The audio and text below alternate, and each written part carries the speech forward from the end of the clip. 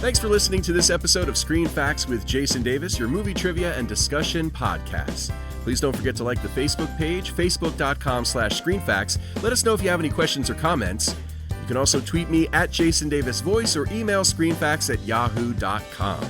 Please subscribe for free in the iTunes store to automatically get new episodes every Wednesday. Joining me on the podcast this week is my good friend, a guy that, strangely, I have not had on the podcast in, I think, 6 months or so. Has it been that long? It's been pretty long, and I don't know why it took that long for me to have you back on, and I really apologize for that because you're one of my favorites to do this with. I don't think there's an apology necessary. I think that, well, I'm really busy, and I know you are too, so between the two of us, busy gets in the way. Yeah, that might have been it. But Les Sinclair, my old compadre from Z95 down in Charlottesville, of course, he's still there and still on WINA as well. Mm-hmm. You can hear him on your radios down in Virginia. I'm so happy to have you on here. I asked you, what Will Smith movie would you want to talk about? I Am Legend. Great movie. And, you know, when I think about it, this probably wouldn't have been my first choice for a Will Smith movie. Not that I don't love this movie. It's great. Yes. But I probably would have said Men in Black because it's just so good. I forgot how good this movie is. Yeah. You know, I hear you talking a lot with your other podcast folks about, do you remember seeing this in the theater? Uh-huh. And I can't remember seeing this movie in the theater. I'm sure that I did. But I remember it on DVD and watching it at home. I think that's where I get my best watching experiences of movies, which is sad, but that's the truth these days anyway. You know, most of the time I do see movies for the first time at home too, and most of the time I enjoy it more at home too for a lot of reasons. But I do have a distinct memory of seeing this movie in the theater when it first came out with a buddy of mine, Danny Torr. And it's funny because he's not a guy that I get to hang out with that often, but for whatever reason we got together and we saw this movie. Originally released December 14th, 2007, directed by Francis Lawrence, stars Will Smith, pretty much the only guy in the movie for most of the time. Yeah. There's a couple of people that appear in the movie as well in flashbacks and then later on in the movie. Oh, and I should say this before we even get into this. We will be talking some major spoilers in this podcast. So if you have never seen this or if you haven't seen it in a while, you might want to watch it or rewatch it before listening to the podcast. So this is your warning. You've been warned. If you continue listening at this point, that's on you. Turn back now. That's right. So there were some other actors that were considered for the lead role in this movie before Will Smith was cast, Les. Did you know that? I did know a few of them. Kurt Russell was once considered for this in the late 90s because they apparently have owned the script for this for a long, long time, and it's been remade a couple of times. But when he made The Soldier and it failed, they went, write him off. You know, he was in those Escape from New York and Escape from L.A. movies, too. Mm-hmm. And I don't know if I've ever seen them, but I think that's sort of a post-apocalyptic kind of vibe to those movies. Yes. So maybe that would have been another reason why they didn't want to cast him as well. Who knows? I think, you know, once you start talking box office numbers and somebody has some fails, if you will, they kind of go, ooh, they're not hot anymore. Yeah, that's a good point, actually. But some of the other actors that were considered over the years, because again, like you said, there was an original version of this called The Omega Man in 1971 with Charlton Heston. But then they were trying to make I Am Legend for years and years after that with a lot of different people. Tom Cruise, Nicolas Cage, Michael Douglas. Can't see Michael Douglas. Michael Douglas is a great actor, but yeah, I mean, you know, it would have to be when he was a lot younger probably for this to work. Mel Gibson. Yeah. And he's like pretty much box office poison these days because of his anti-Semitism. That'll do it. Yeah, absolutely. Daniel Day-Lewis, who I can't imagine because he's such a serious actor. He's supposed to be a method actor, too, and he really becomes who he is. His wife has said, you know, when he played Abe Lincoln, that, you know, she gets to sleep with a different guy every 6 months when he takes on roles like this because he becomes that person. That might be a little creepy, having sex with Honest Abe. I don't know. We'll have to ask his wife. Yeah. And then the other person I just read also that was considered was Ted Levine, who, strangely enough, I talked about a couple of podcasts ago when we did the podcast for The Silence of the Lambs. He played Buffalo Bill in that movie. He's the balding, red-haired guy that normally has a mustache. Is that correct? He might be. I don't know. Yeah, he's a character actor mostly, I think. But yeah, so Warner Brothers owned the rights to the book since the 70s. And like I mentioned, The Omega Man was the first attempt. And then there was another version in 1998 that was supposed to happen with Ridley Scott directing, Arnold Schwarzenegger in the lead. I could see that as being good in my head. I could go, okay, I could wrap my brain around that. Yeah, and at that time, I think Schwarzenegger was still, pretty Hot. Pretty hot, yeah. Ridley Scott, also no stranger to doing these kind of movies, so, that probably would have been very good. That actually fell through because production went over budget, so they kind of had to scrap things. In 2002, Michael Bay was supposed to direct Will Smith in a version of this, but they ended up doing Bad Boys 2 instead. So, it really took a while before this came to be. When you say that, it really does take a while. It's amazing in Hollywood how long and drawn out the process is. I mean, from Michael Bay and Will Smith 2002 to the movie actually coming out in 2007, that's 5 years. That's a lifetime in Hollywood. That's like 4 marriages. In Hollywood, absolutely. Right. I think that that works out pretty well, though, for the movie fan, because in those 5 years, the CGI development was probably a lot. I mean, this probably would have looked pretty cheesy had it been done sooner rather than later in terms of the special effects. And there's a lot of CGI in this movie. Although, watching the movie last night, when you see the animals in the beginning, when he's chasing the deer, and then the lion comes and mauls the deer, and you see the family of lions come out, it's clear that they're CGI. I mean, you can tell that they're not real lions being used. It's also interesting to me, speaking of the animals, that the dogs can get the KV virus, but the deer apparently don't, and neither do the lions. Yes, I thought of that too. And the dogs are only susceptible to it if they're bitten. It's not they don't get it airborne. Yeah, isn't that interesting? It's a well thought out script. It's just interesting that they don't mention that it doesn't jump to other animals, just canines and people. Yep. The source material is probably very good. The original novel was written by Richard Matheson. This screenplay was written by Mark Protosevich and Akiva Goldsman. And they also gave credit for the original 1971 screenplay. John William Corrington and Joyce Hooper Corrington were involved with that. This particular I Am Legend the film was greenlit without a script being held. So I'm assuming that when Michael Bay and Will Smith signed on, and even though it isn't a Michael Bay film, but in 2002, I'm assuming they went, okay, yeah, we're going to greenlight this movie. Yeah, I mean, Will Smith at that time was definitely hotter at the box office as well. I mean, you could put him in almost anything and it would be a success at that time. So the estimated budget for the movie, $150 million, which is a lot of money. About $5 million of it spent on the Brooklyn Bridge. 6 nights of shooting just to make the Brooklyn Bridge scene, which is amazing. Yeah, they had quite a lot of people involved in that sequence as well. They had to get the approval of 14 government agencies and 250 people on the crew, 1,000 extras, 160 National Guard troops in full combat gear. I mean, it was pretty serious. And that's just a flashback in the movie. Right. And for a city that doesn't sleep at night, that caused some major havoc. In fact, Will Smith apologized for the mess that it caused in New York while they were shooting there. Yeah, would they close like 5 city blocks or something like that? Man, it's pretty incredible. Pretty crazy. And they really did an amazing job of making New York look like a ghost town. I mean, the way they have the weeds growing up on the street and all that kind of stuff. It's just amazing. And it's funny, in the opening sequence, I was thinking as I was watching it, there's been a lot of great car chases in movies, but that one's right up there. I mean, he's, not chasing a person, but he's chasing deer for food. And I'm thinking, God, slow down. I know there's no traffic and there's no other people, but you're going to hit like something soon if you don't slow down. All I could think was how much I would like to do that. Have all the streets closed and just be able to rip and roar however you wanted, not have to worry. If you wrecks the car, big deal. It's not my car. I'll go get another one. Yeah, that's true. And there's still cars in the street that are abandoned, which is kind of interesting to me too. The domestic gross for the movie was pretty good, $256.3 million.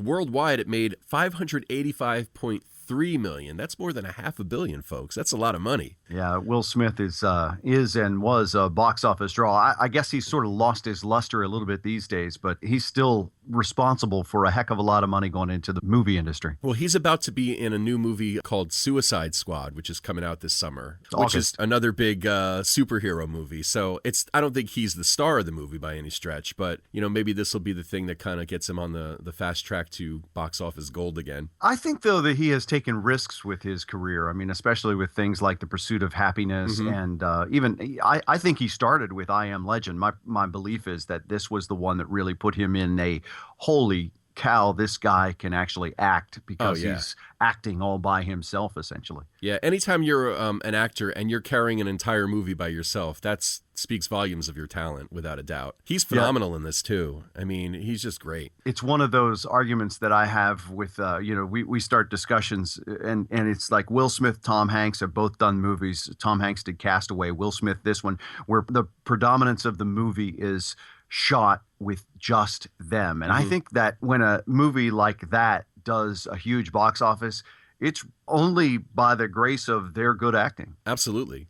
I mean, the script helps too, obviously. It's a great story. You have to be engaged with the performance too to really buy into the story. And he's great, without a doubt. Let's talk about the dog. And here comes a big spoiler, by the way. I am man enough to admit to you right here and now that I bawled my eyes out again watching the whole stuff with the dog. First of all, they used a couple of dogs, but one dog mainly was used. It was a dog named Abby that plays Sam or Sammy or Samantha, depending on what part of the movie you're watching. The dog is amazing. It's a German Shepherd, and they're probably one of the, if not the smartest breed. And that's why they use them for police dogs. But they had a trainer on set, obviously. I remember reading an article in Entertainment Weekly magazine when the film came out, and they said that the trainer worked one-on-one with Will Smith and the dog to get the dog to bond to him. So nobody on the set was allowed to interact with the dog in any way, shape, or form because they wanted the dog to really be bonded to Will Smith. So obviously, once they wrapped production, everybody wanted to pet the dog. It was a big thing. But Will Smith actually tried to adopt the dog after the movie was done. He loved the dog so much that he really wanted to take the dog home with him, but the trainer was like, no, sorry, I can't do that. Isn't that amazing that the trainer would say no? I mean, you'd think, or maybe the trainer invested enough money and thought that the dog was so good that wanted to keep it. I'm guessing that the dog has been used for other movies too, possibly, or TV or whatever. So, that's a cash cow. Cash dog. Cash dog, yeah. Diamond dog. Yeah, for the trainer. So in the movie, the dog is like his only friend in the world. He's trying to stay sane by having mannequins all over the city that he talks to and acts like they're real people and all that kind of stuff, which is very similar to Wilson, the volleyball in Castaway. Exactly, yes. But the dog it's his pal. It's his whole life. Well, I think anybody who owns a dog or is a dog lover can really see themselves. You could get through the zombie apocalypse if you had a dog. Yes. Because I think we all need some sort of connection, and most of us need human connection, but I think a canine can provide a great bit of support for a lot of people. You can talk to it even if they don't talk back. Yeah, absolutely. And he does, when he makes the plate of food, eat your vegetables. Come on, don't just push them around. Eat your vegetables. And then he's giving the dog a bath. He's like, all right, you'll just have double the vegetables tomorrow, And the dog is so well trained. It's really amazing how they got the dog to do everything in the movie. And at one point, the dog chases a deer into an abandoned building where the dark seekers, as they call them, are hiding out. And of course, he's panicked because if the dog gets bitten, that's all she wrote. Luckily, doesn't happen. But then there's a scene where we find out that the dark seekers in the movie actually can think. They actually have cognitive abilities. They are not just zombies. Exactly. There's a scene where they kind of set up a trap for Will Smith. Will Smith gets caught up in a trap and he's hanging there by his leg. The lead dark seeker tries to get Will Smith, and he releases zombie dogs or vampire dogs, whatever these monsters are, right? I guess they're vampires more because they can't go out in the sun. Right. And the dog mixes it up and he gets bitten. And I got to tell you, that whole sequence, I don't know if I'm ever going to watch that sequence again if I watch this movie again. It was so hard to watch that. You could kill 1 million people in a movie. And I'm fine with that for whatever reason. But when a dog gets hurt, I can't take it. Dog people are like that. I think that there's a certain sect of people who really just don't want animals to get hurt, even in an imaginary way. That, again, though, circles back around to the testament of Will Smith's acting, because they do not show him dealing with this dog. Right. They only show his face, and it's one close shot, and it's probably 30 seconds that feels like 5 minutes. Yeah. And he goes through the terrible range of emotion, and it really does play out. It sucks everybody. I know I don't get choked up on those things, but I got choked up with that thing. Oh, wow. Yeah, I'm telling you, I was bawling my eyes out. And that was actually voted one of the saddest movie moments ever in an online poll. It's a combination of, I just hate to see bad things happen to animals, especially dogs, because I love dogs. And, and I guess I kind of empathize. I think, Jesus, if that was my dog, that would destroy me. Well, and a lot of people can even equate the dog to a child because it really was sort of his child in the movie, somebody that he could relate to and tell to eat their vegetables and that sort of thing. And boy, that was a tough scene, no question about it. And the interesting plot point about this is it was a dog that was given to him as a puppy, right, by his daughter as they were leaving. This was the Brooklyn Bridge shot, I think, as they were leaving to get to safety, which they eventually did not get to. Right. But the daughter was actually Willow Smith, Will Smith's real daughter. Yeah. So we talked about how cool the location shots are, but originally it wasn't supposed to be New York. It was originally supposed to be set in Los Angeles, but they thought that iconic building wise, it would be better set in New York. And then there was a whole logistics thing with New York as well, because it must be a huge pain to get the approval to shoot in New York. And so they ended up moving it to New York. And I think it was a good choice for them. Yeah, I think that makes a lot of sense too. Like you said, New York has more iconic buildings. And then, of course, there's a big sequence in Times Square. Everybody knows Times Square from New Year's Eve, right? It's just funny, when you watch the movie, some of it's a little bit dated. You see some of the Broadway shows that are listed on the marquees and stuff. One of the things that's kind of cool that you can look for that's very clear is the Superman Batman logo on one of the billboards. And the fact that they really used that Superman Batman logo, I think is fantastic. Yeah, I mean, I guess maybe Warner Brothers way back when knew that they were going to do a Batman versus Superman movie, or maybe it was in development that long. But yeah, you see very clearly the Batman versus Superman logo shown. And this movie is supposed to take place in 2012. The flashback stuff is 2009, but 2012 is when all the stuff is going on where he's by himself. I Am Legend was also a DC comic, which both Batman and Superman are from the DC comic universe. There you go. Originally, the Darkseekers, the vampires in this movie, were going to be actors in all kinds of makeup and prosthetics and stuff. Unfortunately, when they shot some test footage with them, they looked like they were a group of angry mimes. Yes. So that's why they made the decision to go to CGI characters. And that actually worked out well for other reasons too. There's a lot of scenes where they're doing things that would be humanly impossible to do, climbing buildings and things like that. There's a scene where he barrels through a group of them in his truck, in his SUV, which obviously I'm sure they could create some sort of a stunt for that, but it's a lot easier for him to just barrel through a group of CGI characters than real people. The CGI was pretty good in this movie. It has advanced so much, though, now. And I rewatched the alternate version, which has the alternate ending. And there's a lot of CGI in there that is, you kind of go, it's really not believable, which makes me very happy that the theatrical version, they edited those CGI parts out, if you will. Yeah, it was less CGI in the theatrical version. Yes. The other thing that I thought was very interesting was the screams and kind of weird sounds of the creatures in the film. They were all done by the singer from Faith No More, Mike Patton. Do you remember that group? I do, yes. They had a couple of years in probably the early 90s, I would say, where they were pretty popular. They had a couple of videos. The big one was Epic, where they had like the flopping fish. Do a YouTube search for Faith No More Epic, and you'll remember it when you see it. But it's kind of cool that like a human being made those noises. And they translated well, I think, to the film. They did a great job mixing. I don't know if they won an Academy Award for the mixing, but it was pretty good. Yeah, I don't think this won any Oscars. It won a lot of awards from like organizations that are less well known than the Oscars or Golden Globes, like, science fiction kind of stuff and things like that. Again, we go back to the acting performance. I think anytime an actor carries an entire movie pretty much by himself, regardless of how good the source material is and special effects and all that other stuff, you got to be considered for some sort of award for that, I think. Well, it should have its own category, maybe. Yeah. Best actors that acted by themselves. Yeah, exactly. Speaking of which, Smith is ranked as one of the most bankable stars worldwide by Forbes. This was from 2014. 17 of the 21 films in which he had leading roles had accumulated gross earnings worldwide over $100 million each. And as of 2014, his films have grossed over, check out this number, $6.6 billion at the global box office. Yikes. That is a lot of money. And, even some of his movies that didn't do as much box office are good. I didn't see Concussion. I do want to see that.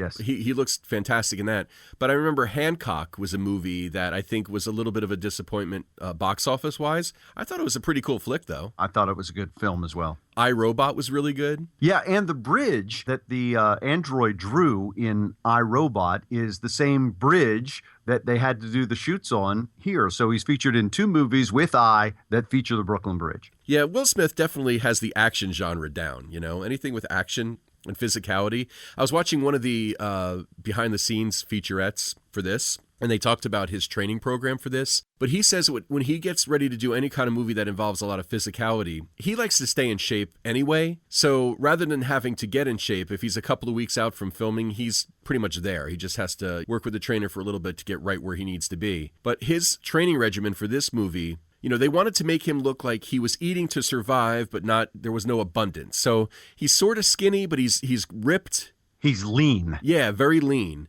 So they talked about how he would do a lot of cardio stuff, and they would cut his carbs to kind of lean him down a little bit. But when they knew he was going to be having to do a lot of dialogue or have to memorize a lot of stuff, they would work him out really hard, but then they would make sure he ate a lot of carbs, because if you start cutting your carbs, it could actually affect your memory. That's right. Your brain function goes down. Your brain operates on glucose. Yeah.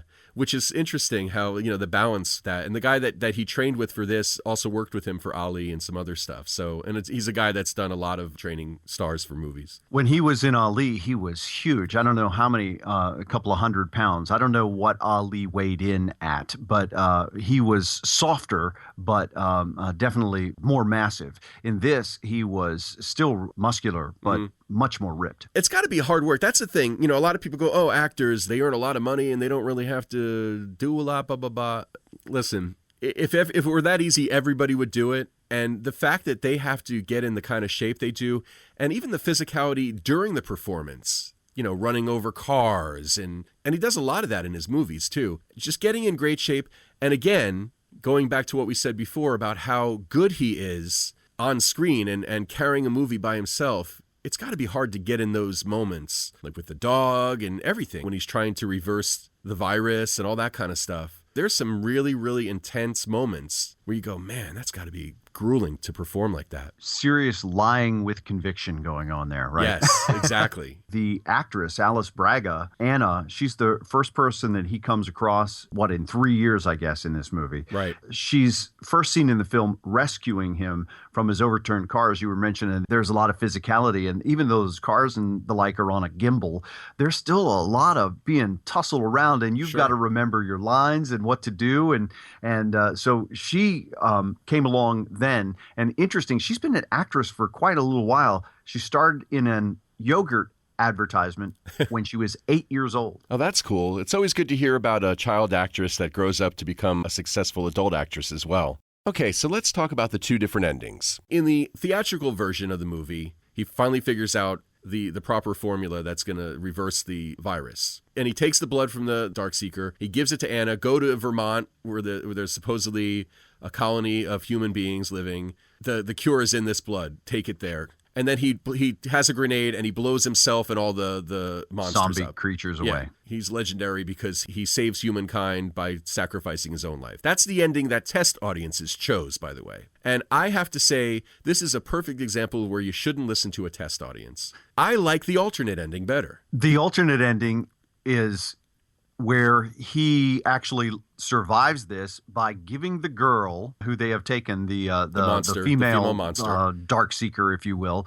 back to the male lead Darkseeker who loves her because they have higher brain function, he discovers, and he gives her back to him, and the zombies back away. Yes. One of the reasons I like the alternate ending more is because it makes sense with the rest of the movie.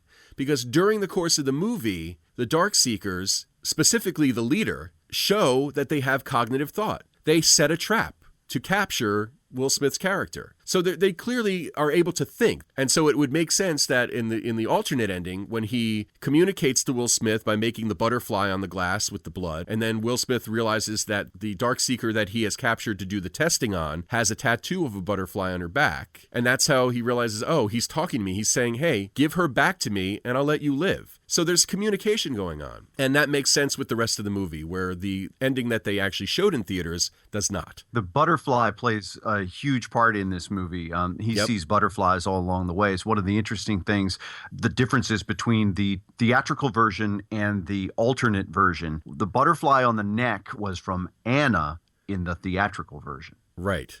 And then, his daughter, look, Daddy, a butterfly the whole Yes. time. And Yeah.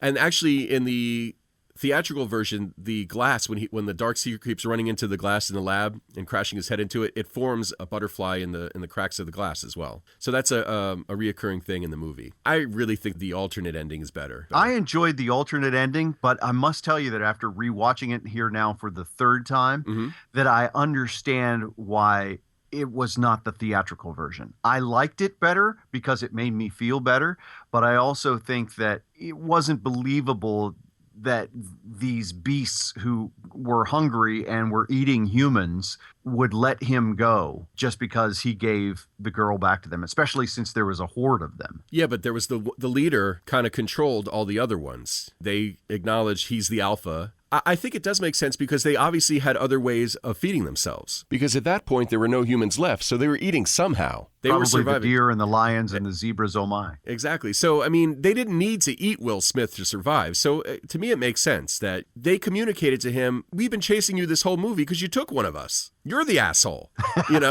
Sue asked an interesting question after we watched the alternate ending. So, does that mean that there's no cure? And I said, well, no, because even though he says the cure is in her blood, he did that because he knew that he was a goner. So, the only way he was going to be able to get the cure to civilization was to give blood from the creature that he cured. But he knows the formula, the winning formula for, curing the disease. So when in the alternate ending, when he goes with Anna and the kid to Vermont, all he has to do is just, I guess he has notes somehow. Well, he had everything recorded on 6 redundant drives. So even though the zombie creatures destroyed the lab, the thought would be that he probably had something backed up there. Yeah. Especially a guy as a scientist, he's obviously going to have multiple copies of a winning formula for curing this kind of a disease. Yeah, plus his own brain, he could tweak that a little bit too. Yeah. Kind of interesting that the apocalypse comes from the cure for cancer, though, isn't it? It was really interesting, and I wasn't sure. I didn't pay close enough attention to the doctor talking about that because I'm going, did they use the rabies virus, or was this really just a genetic hop, if you will? And that was kind of interesting to me. I get a little geeked out over contagions. I think they were saying that the KV virus came from a mutation of rabies and something else. Yeah, that's what I thought as Yeah. well. And the That's rabies why they're is so really violent. What, the drives the creatures. aggression. Yeah. It's really a cool movie. It's not a feel-good movie. It's an intense movie that if you're not in a good mood, don't watch the movie. Well, at the end, at least at the end, no matter which version you're watching, they've gone to this beautiful, picturesque place that's, it's fall and the leaves have all changed. Speaking of which, it's not in Vermont where they did the filming. That was in New Jersey where they did the filming because the leaves have already fallen off the tree by the time they got there. In Vermont, they'd fallen off the tree. See, there are nice places in New Jersey, Les. That's right. And apparently some deer there, too. Yeah, a lot of people. Yeah, we have deer all the time right around where we live. So, yeah, people make fun of New Jersey, but there are nice places in New Jersey, by God. I thought it was kind of interesting in the theatrical ending when Anna and the kid arrive at the compound. The gates open up, and it very reminiscent of what we've seen on Walking Dead, right? Yes. Whether it be Alexandria or Woodbury, any of the colonies that have come up on The Walking Dead. They might have even been influenced by this movie a little bit. Yeah, I think the difference is, though, that in The Walking Dead, the people are the problem. And this, it seemed like they were welcoming to people. That's true. Just not dark seekers. That's true. Great movie. Great choice, Les. Thanks for recommending this for the one that we were going to talk about. Yeah, and if you haven't seen the alternate ending, I suggest that you watch it because it's really well worth the watch. And certainly compare and contrast the two. Yeah. And by the way, on the Blu-ray, and I'm assuming there's a DVD version too that has it, it's not just an alternate ending. There's actually 2 full versions of the movie on the disc. I'm assuming the ending is the only thing that's different. No, there are actually a lot of things throughout the movie that are slightly different and edited out. Yeah. Oh, that's very interesting. See, I didn't watch the whole movie. I just watched the ending. I did that the first time, too. I just said, I just want to see the alternate ending. But it turns out it's actually a whole different movie. It tells a slightly different story. Oh, okay. I'll have to check that out sometime then. Definitely. Well, Les, I really appreciate you taking the time to record with me. We got to figure out a way to make this happen with our schedules more often, for sure. Indeed. Thanks a lot. And thank you for listening. Please don't forget to like the Facebook page, facebook.com/ScreenFacts, and let us know if you have any comments or questions. Remember, you can tweet me at Jason Davis Voice. You can also email screenfacts@yahoo.com. Les, let me give you an opportunity just to plug where you are during the day, where people can hear you. I'm at Z95 on the radio. I'm at WINA. That's News Radio WINA. I'm also at Les Sinclair. I also want to encourage people to go to the iTunes of this Screen Facts with Jason Davis and rate it and comment on it, because it helps other people find it as well. Thank you so much for that. I appreciate it. And you can listen to Les online as well, by the way. If you want to hear Les on the radio playing good music or talking about some cool stuff locally in Charlottesville, what are the two websites, Les? Yeah, it's z95.net for the music station. And the news station, we cover all sorts of stuff. I had a great conversation on Friday with the dietitian, and we talked with an author about Vagrant Nation, if you're concerned about vagrants. So we talk about all sorts of more than just local stuff. And you can check me out there at WINA.com between 4 and 6 in the afternoon, or it's on podcast. Very cool. And by the way, another way you can support Screen Facts is by buying merchandise. We have t-shirts and hoodies available. If you go to the podcast page of jasondavisvoice.com, you can get information about that. Show theme music by audionautics.com. Thanks to wickedradionetwork.com and our announcer Kim from kimsvoice.com. Screen Facts with Jason Davis is a production of Jason Davis VoiceOver. Visit jasondavisvoice.com if you need a voice for a commercial, narration, promo, internet video, e-learning or training program, and more. Click on the podcast page to get information about where you can download and listen to past episodes. Listen again next Wednesday for a new episode of Screen Facts with Jason Davis.